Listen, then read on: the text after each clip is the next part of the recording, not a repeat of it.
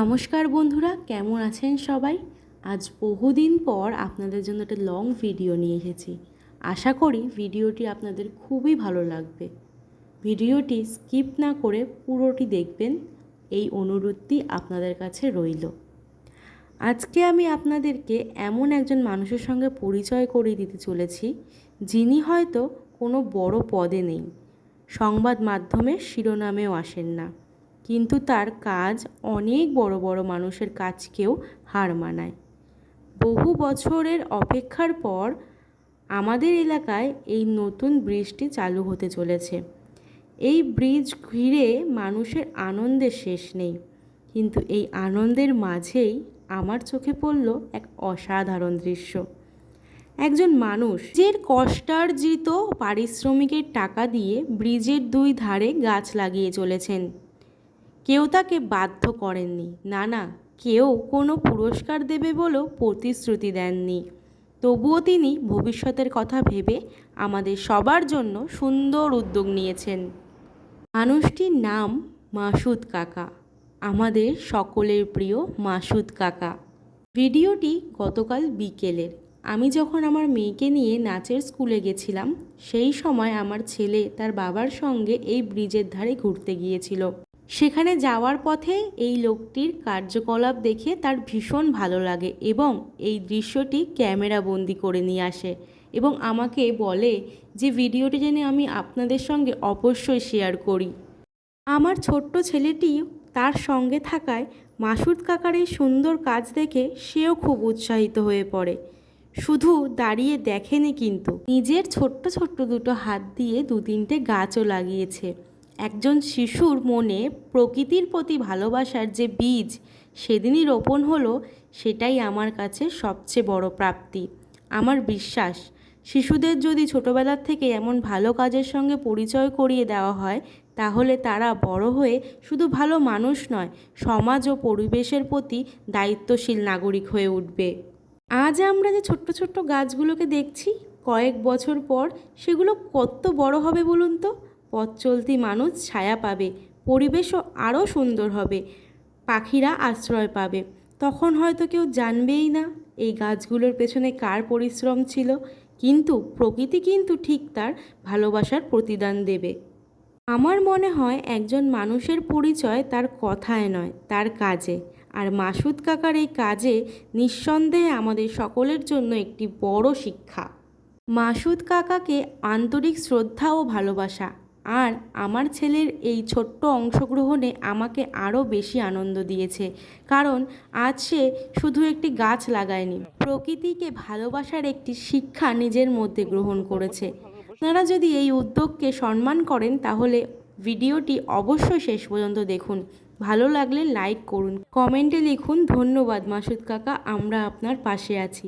আর যদি পারেন আপনিও আপনার সন্তানকে নিয়ে অন্তত একটি গাছ লাগান। হয়তো এমন ছোট্ট উদ্যোগ আগামী দিনে পৃথিবীকে আরও সুন্দর করে তুলবেন।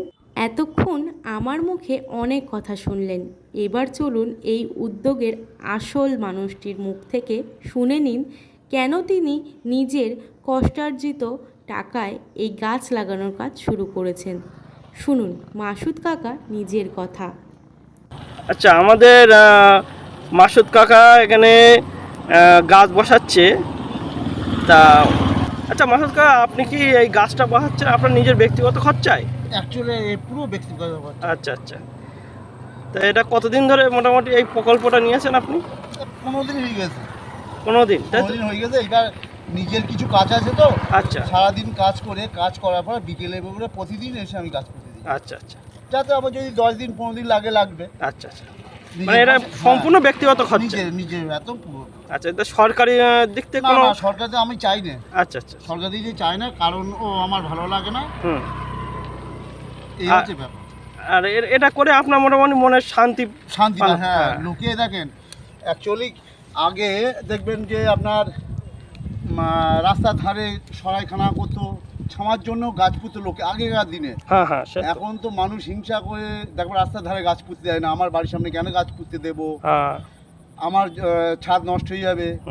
কিন্তু এখন মানসিকতা অনেক খারাপ হয়ে গেছে। হ্যাঁ, অবশ্যই অনেক খারাপ হয়ে গেছে, যার জন্য এই ফাঁকা জায়গাটা পাওয়া গেছে, যতটা পারে গাছ পুঁতে যায়। দেখেন সময় যদি মানুষের- উদ্যোগ হয় যে গাছটা বাঁচিয়ে রেখে দেবো, হুম, ওতে কিন্তু আমরা সবাই পাচ্ছি।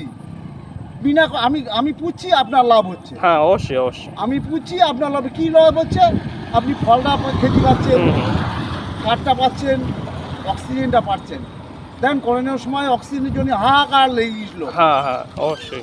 সেই অনুযায়ী দেখা যাচ্ছে অক্সিজেনটারও পৃথিবীতে দরকার তো। অতএব পৃথিবীকে বাঁচিয়ে রাখার জন্য, পৃথিবীকে বাঁচিয়ে রাখার জন্য গাছের বিকল্প নেই। হ্যাঁ আর দেখবেন গাছ পুঁতলে দেখবেন বিদ্যুৎ বাঁচবে, গ্যাস বাঁচবে। কিন্তু যদি ওয়েদার যে নরম থাকে তো আপনার এসি চালাতে হবে না, হ্যাঁ হ্যাঁ বাড়িতে অবশ্যই। এসিও চালাতে হবে না, বিদ্যুৎও বাঁচবে। হ্যাঁ কাঠটার কথা বলছেন, গ্যাসটার কথা বলছেন, এই গাছটা থেকে যখনই পাতা পড়বে কিংবা কাঠ হবে, হ্যাঁ। সেই কাঠটা আমরা জ্বালানি হিসেবে অবশ্যই। দেখেন। গ্যাসের জন্য পৃথিবী নড়ে গিয়েছে, হ্যাঁ পৃথিবীটাই নড়ে গিয়েছে এই ইরান ইসরায়েল আমেরিকার যুদ্ধে। তেল আর এই গ্যাসের জন্যই কিন্তু আপনার পৃথিবী নড়ে গেছে। আচ্ছা মাসুদ কাকা, আপনি ওই এই যে গাছটা পুঁতছেন, প্রশাসনিক দিক থেকে কোনো আপনার বাধা আসেনি তো? না, আপাতত আসেনি। কোনো আসেনি। যদি আসে আমি মোকাবিলা করব, হ্যাঁ সে অবশ্যই। আমি নিজেই মোকাবিলা করব। প্রশাসন থেকে আসুক, আমার সঙ্গে আসুক, কথা বলুক যে আমার জায়গায় কেন মানে কাজ আপনি করা যে হচ্ছে। কষ্ট করে গাছগুলো বসিয়ে যাচ্ছেন, দেখা গেল পরবর্তী প্রশাসনিক দিক থেকে এগুলো তুলে দেবে না তো কোনো? না, তুলে দেবে না। হ্যাঁ। কাটার ওদের অধিকার আছে। অধিকার নেই। ওদের হুম। আমি অ্যাকচুয়ালি তো গাছটা তো আমি নেওয়ার জন্য বলিনি তো, হুম। সরকারের জায়গায় সরকার নিক। হ্যাঁ হ্যাঁ কিন্তু আমার কি লাভ যে আমার পার্শ্ববর্তী আরো লোক যেন অক্সিজেনটা পায়, এইটাই লাভ। হ্যাঁ। গাছটা বেঁচে নিন, মোটামুটি- গাছটার সম্প্রসারণ দরকার। হুম। আপনি বলবেন না যে রাস্তাটা সম্প্রসারণ হওয়ার দরকার নেই, কিন্তু সম্প্রসারণ দরকার জনগণের স্বার্থে। তখন যদি গাছ কাটে কোনো ব্যাপার না। আচ্ছা, আপনার মোটামুটি প্রকল্পটা কি এটা এই যে এই ব্রিজটাই, হ্যাঁ ব্রিজ পর্যন্ত, হ্যাঁ, তাই ব্রিজ তো? পর্যন্ত। আর অন্য কোনো তাছাড়াও- ভবিষ্যতে অন্য কোনো প্রকল্প আছে এরকম? প্রকল্প বলতে আমি আলটিমেটলি রাস্তার ফাঁকি বুঝি না, প্রত্যেক বছর নিজের আচ্ছা, গাড়িতে আচ্ছা। মিনিমাম 5,000 টাকা। মানে এটা যে আজকেই তা না, আপনি অনেক দীর্ঘদিন ধরে করে যাচ্ছেন, প্রমাণ তাই তো? আছে, দেখেন আপনি আচ্ছা, বলেন যে আচ্ছা। প্রমাণ দেখাবো, আমি সরকারি না না, সম্পত্তিতে- প্রমাণটা বড় কথা না, আপনি যে এত দীর্ঘদিন ধরে এই মাথায় রেখেছেন এইটা জিনিসটা, হ্যাঁ, এটা আমি তো বিরাট। সরকারি সম্পত্তিতে প্রচুর আমার নিজের টাকায় আমি হুম। নিজেকে বসিয়ে দিয়ে আছি।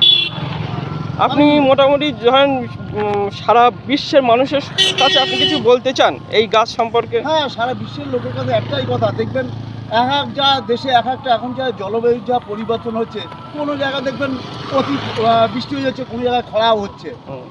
যার কি কারণ? অ্যাকচুয়ালি গাছের জন্য। গাছের দেখেন জন্য। অ্যাকচুয়ালি গাছের গাছের জন্য জন্য। কিন্তু পরিবেশ দেখেন সব ডিসব্যালেন্স হয়ে যাচ্ছে। হ্যাঁ। 7টা আছে, আপনার ঋতু আছে, হ্যাঁ 7টা ঋতু কি আমরা সাতটা ঋতু না, এখন আর পাই না আলটিমেটলি বর্তমানে। দেখা যাচ্ছে ওই 3টে চারটে হয়তো, হ্যাঁ হয়ে হ্যাঁ যাচ্ছে। অবশ্যই অবশ্যই। সেই ঋতু কি আছে? হ্যাঁ আগে তো এই অ্যাকচুয়ালি এই জায়গায় কিন্তু একটা সুন্দরবন ছিল, সুন্দরবন ছিল, হ্যাঁ, কিন্তু আমরা এখন শুনেছি। এখন সেইরকম পরিমাণে গাছ নেই। যেটা আপনি চেষ্টা করেছেন সেই যদি আস্তে আস্তে সেই আজকে যদি প্রকৃতিটা। হয়, পৃথিবীর জন্য, হ্যাঁ, আমার হ্যাঁ। জন্য না। আচ্ছা। আমার কি হবে, আমি একা কতটুকু। হুম হুম অবশ্যই। ঠিক আছে, রাখছি, ধন্যবাদ। আশা করি মাসুদ কাকার কথাগুলো শুনে আপনাদেরও নিশ্চয়ই ভালো লেগেছে। এমন মানুষই কিন্তু সমাজকে এগিয়ে নিয়ে যান। আসুন আমরা সবাই মিলে তার এই উদ্যোগকে সম্মান জানাই, অন্তত একটি করে গাছ লাগানোর প্রতিজ্ঞা করি। নিজেরা যদি নিজেদের এলাকায় কিছু গাছ লাগাতে পারি, এই ছোট্ট ছোট্ট গাছগুলি একদিন বৃক্ষে পরিণত হবে আর পরিবেশকে রক্ষা করবে। ভালো থাকবো আমরা, ভালো থাকবে পরিবেশ এবং আগামী প্রজন্ম অনেক সুস্থ থাকবে।